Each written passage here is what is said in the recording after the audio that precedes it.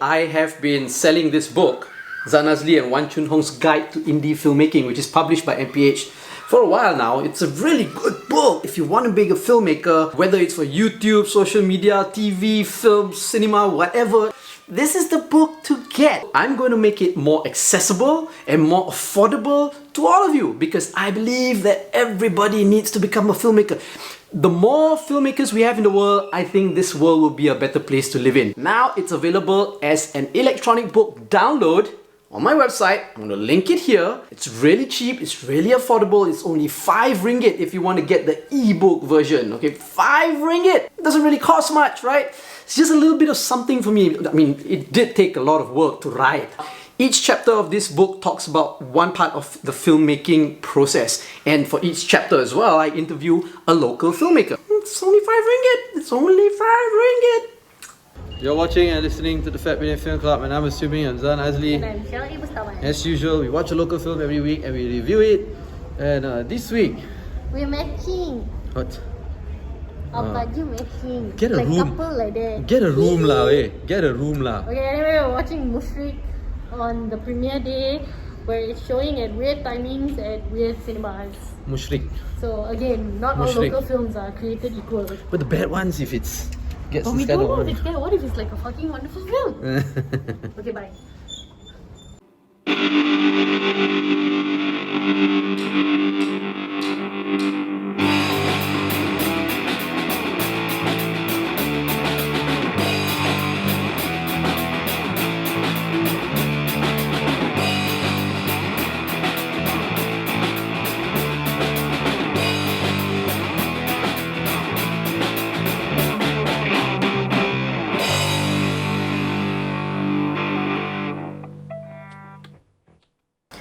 Okay, so we watched Mushrik. We watched Mushrik.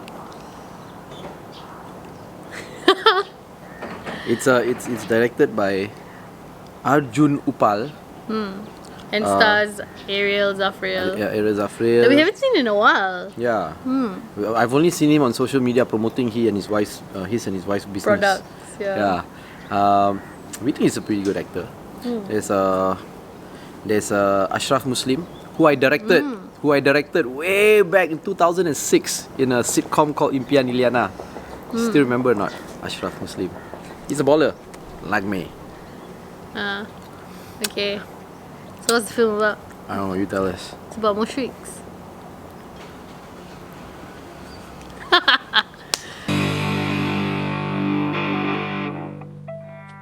Okay lah, so the film is about Ariel, who is played by Ariel Zafriel. Aku Azazil.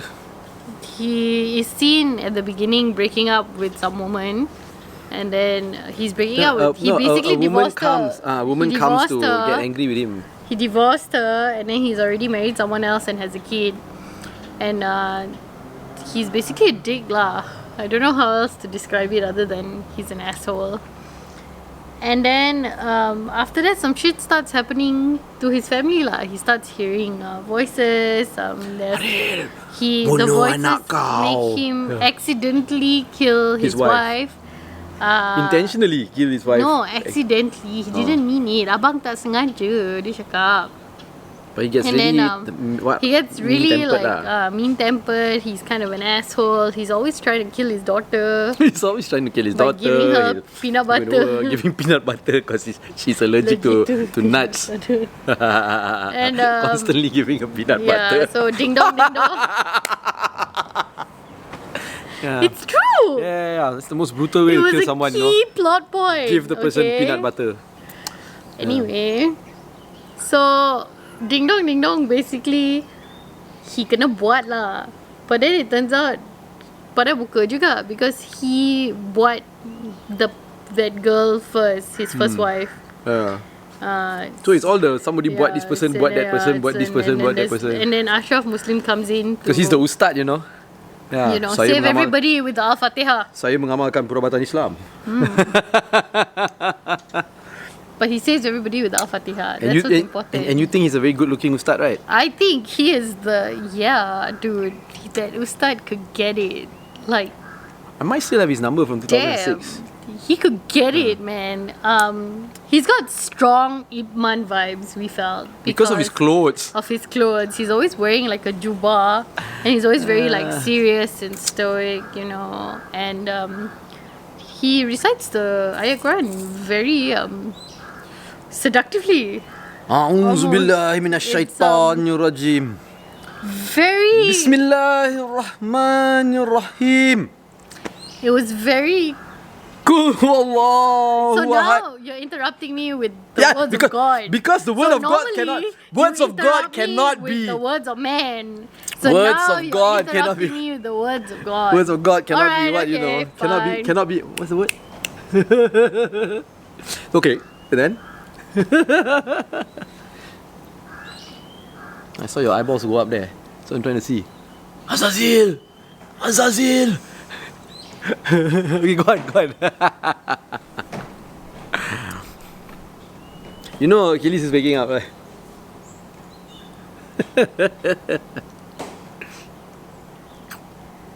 Yeah, anyway, Ashraf Muslim could get it as an ustad. Yeah, so basically that's what the film is about lah. So now what do we think of it?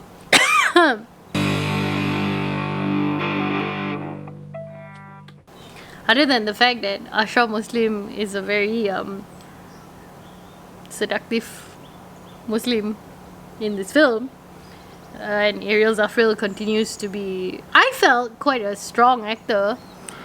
He seems to be taking on all these kind of roles, you know, these like very horror thriller type roles. I don't know if he's just choosing bad, but he seems to always be taking chances on films that are Bad. not so great lah. I feel like it doesn't really match up to his acting talent. But the film sucked. It's one. Yeah, it's quite a bad film. It was. Yeah, the narrative, the story was bad. The characters were bad. Some of the acting was bad. The script was bad. It looked bad. Even the Did look. look bad. Yeah, it was shot very color badly. graded very horribly also. I don't know about color grading. It just looked horrible. The contrast was so obvious. The daytime scenes are very, very yellow. And then the nighttime scenes are very, very black. Is that what color grading is? No lah, that's why I said the color grading was awful. It's like it's so jarring. I don't know. I can never tell color grading if something was color graded or not. My eyes cannot tell. It looks all. That's why Yeah. color grading never Asalkan ada never gambar. an importance to me. Yeah, anyway, so I don't know. I want to. Okay lah. Here's what I actually do want to talk about lah. Okay, yesterday was the premiere of this film. So disregard whether it was good or bad. It was the premiere of another Malaysian film, but this Malaysian film didn't have a star-studded cast. It didn't have a blockbuster director, and clearly not the same amount of marketing as some other Malaysian films that we've recently talked about. So I kind of want to talk about, okay, basically you know the film sucks, right? So I kind of actually want to talk about the fact that there's been a lot of back and forth lately about how Malaysians don't support Malaysian films, and we must go and support, but Malaysians will go out and support a good Malaysian film, which is why this particular film is being so celebrated and doing so well. So I just wanted to bring up the fact that yesterday it was the premiere date of this film, and it was really difficult to find a screening to go to. The locations were very odd. They are all either like very obscure or very small cinemas, and then when it's showing at the bigger cinemas, the timings are weird. There were only 3 screenings at Pyramid. 2 was during working hours, and 1 was at 11:45 at night. So,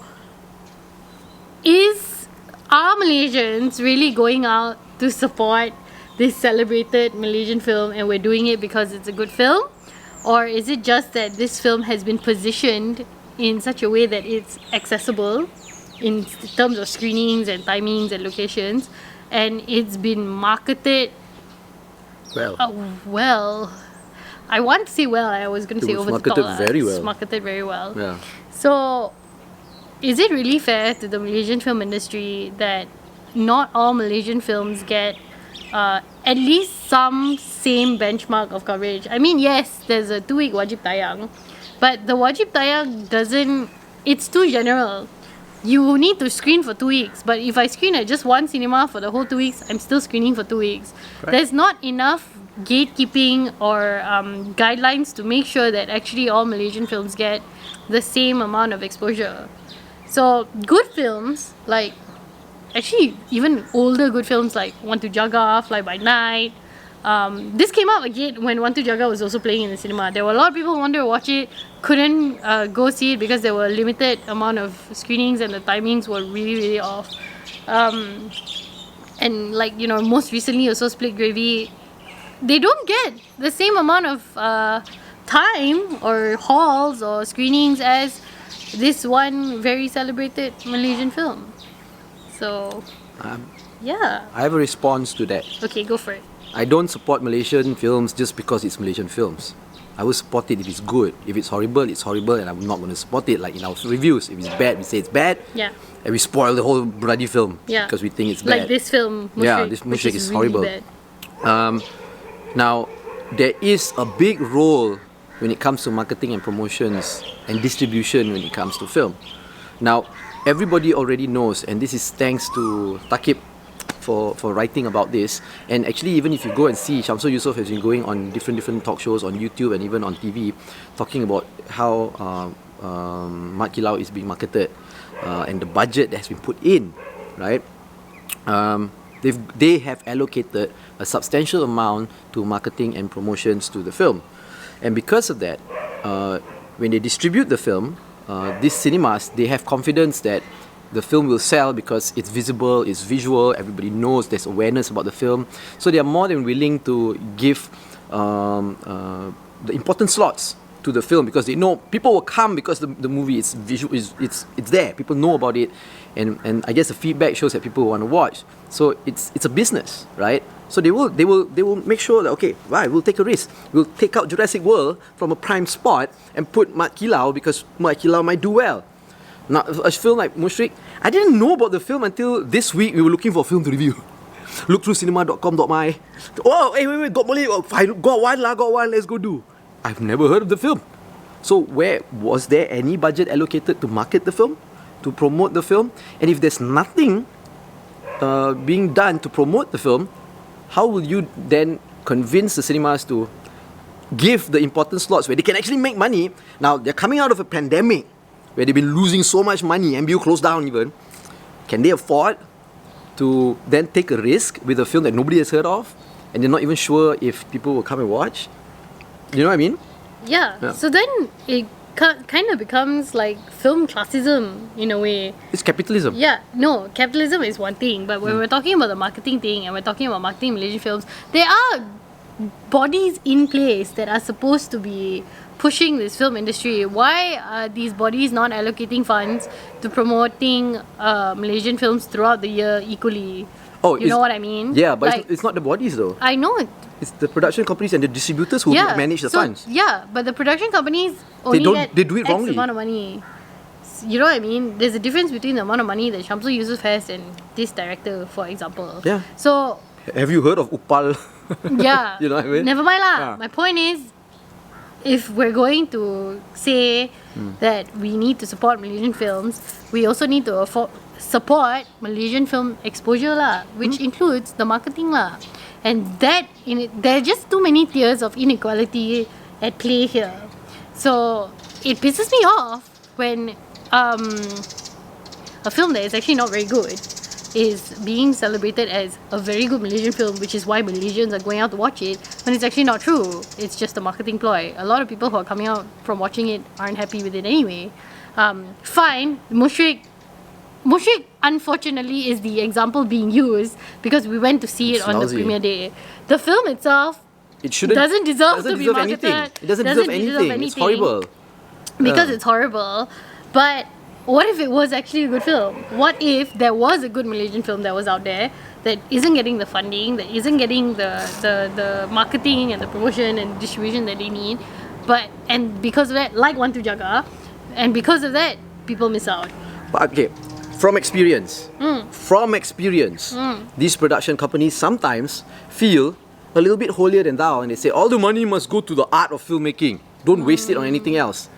When we know that if you want to create awareness of a film, you have to have substantial amount allocated to market it and to promote it.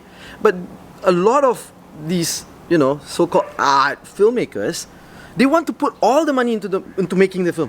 And they feel if they use it for any other thing, it's not being true to that. I've seen this happen. Yeah. People have told me. I've tried to persuade people also, and they say, no, I'd rather make a good film and let the film speak for itself.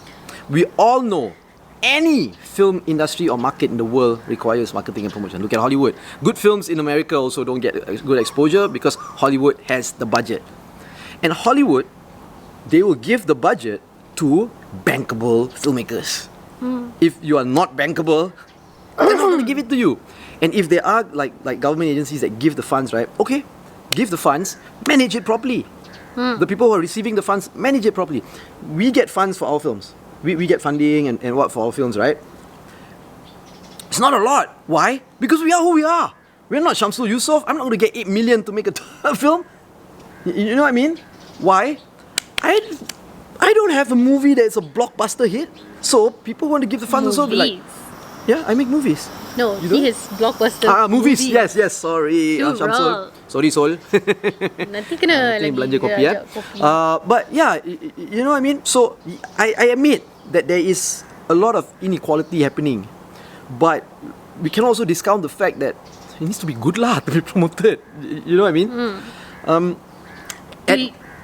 Do you also think that maybe filmmakers themselves need to be educated on the business side of filmmaking? That's what I'm saying. That's what I'm saying. The filmmakers and producers themselves are not business minded enough to figure this out lah. So I'm practical enough to know that I need to pay to live under the roof, to pay phone bill, car, send kids to school, and all that. I can't just put everything into my no, it's a bit naive and stupid also lah. Well, we don't know if this is what happened with Mushrik lah. Okay, so just okay, coming back into talking about the film, it was also really badly paced. It was really badly paced. It was the story was kind of predictable in a way, and there was no real narrative arc also. And you now must wonder, because you said like we never heard of the director before. Maybe we have, but we forgot. Why? Who taught you to make this film? Who taught you to make films in general? Was this your first time making a film? Maybe not. And then okay, great. Congratulations on your first film. But yeah lah. And then coming back also to Ariel Zafril, I like that he's taking on these roles. He might not be in good films, but I still feel like he's a good actor. I think he's been trying to break away from, all the lead Aaron Aziz type roles, and he's trying to go into more of these like dark, twisted horror thriller things. But is he not getting enough opportunity to do so, and thus he just does whatever? Or maybe nobody wants to give him Is he not? good yeah, films. like, or does he just not know how to pick the film? Because we've seen him in films where he performs really well. Yeah. We are a fan. We're a fan of Ariel Zafril. Ariel. There's a lot of whispering happening in that movie. Ariel, Yeah. bono mana kau? Aku iblis. Aku ditukar nama kepada iblis. Aku Azazel. He likes that part clearly. Anyway, so it's probably just gonna survive the wajib tayang, and then that's it lah. If it even got wajib tayang, so because you have to will you- apply to get wajib tayang. So will you tell people to watch this film? No. Like I said, I will not support anything bad. Not just because it's Malaysian, you must support. No. Right? Yeah. Must be good lah. And I'm saying it with the best intentions, Bukan nak rosakkan periuk nasi orang or destroy the industry. Yeah. Elevate it. Do better! Which you said a lot also. So okay. I also will tell people not to watch it, even though I like Ariel Zafril, but there's a lot of things that he's in that are better than this. Notably mandatory, but I don't think you can access that anywhere anymore. Anyway, so yeah, Ariel Zafril, hopefully you get better roles soon and we can review a film that you're in more positively soon. And to the Malaysian filmmakers, please also think about the business side of promoting your film and not just about... There's no point of your film being able to speak volumes if you got no loudspeaker lah. Let's just put it that way, okay? So please invest in a loudspeaker, buy on Shopee or what, and make sure people know about the film. At the very least, use social media lah. Like Mushrik, never heard. No, yeah. And now I'm gonna go and check if there's actually like anything about it at all. Like Ariel Zafril also, did he post anything about it? I'm also not sure. Anyway, we'll check. Yeah. So yeah, let us know what you think if you actually have the great misfortune of going to see the film. Maybe talk to us about film distribution or and that. marketing. Yeah. You know, rather than waste your time talking about Mushrik. Yeah, damn bad. Okay. Don't like this. Don't like, comment, whatever. Subscribe to our channel.